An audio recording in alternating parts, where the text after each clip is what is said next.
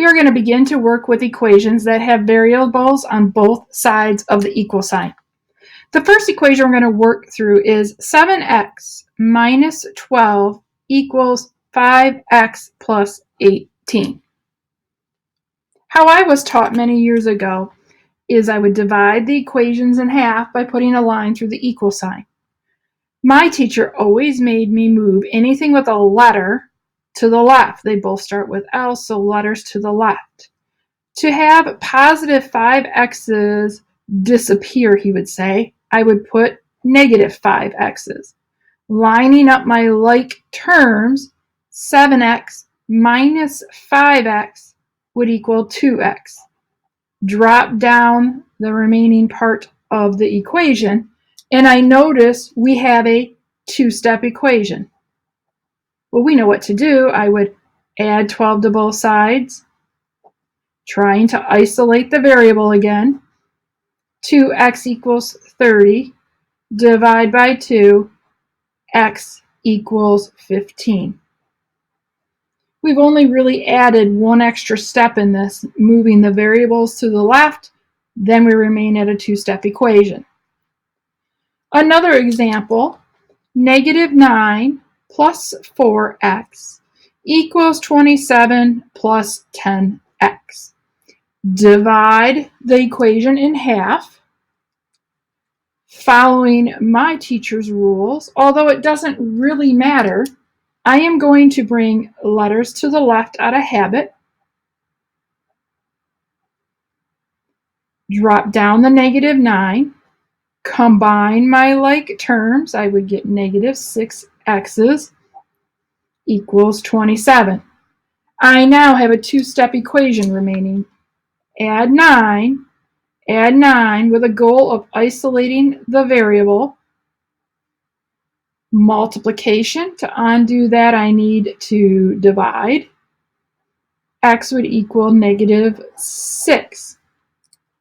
Some students do anything they can to avoid negative signs, and I completely understand that. If I work with the exact same math problem, to avoid a negative sign, I'm going to take this term, which is smaller than that term, and move it in this direction.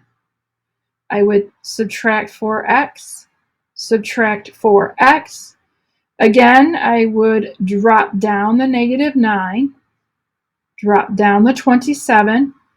This time I'm combining a positive 10 and a negative 4 to get negative 6x. Well, we still have a two-step equation, so I would subtract 27 from both sides to try to isolate the variable. Negative 36 equals negative 6. This 6 should be positive. If you caught that, great job. Now I will divide by 6. Negative 6 equals x. If you don't have any computation errors, you should get the exact same answer. Remember, variables have to move to one side. Don't move everything to one side.